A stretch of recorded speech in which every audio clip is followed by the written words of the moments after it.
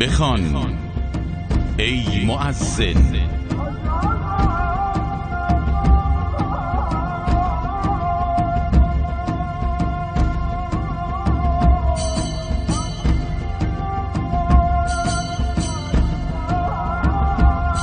خدایا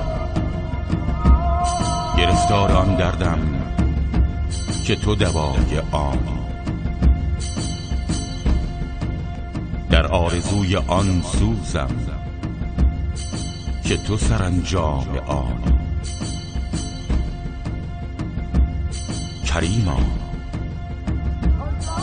بنده آن ثنایم که تو سزای آنی. من در تو چه دانم تو دانی، تو آنی که خود گفتی و چنان که گفتی آنی. آنی که خود گفتی و چنان که گفتی آنی. الهی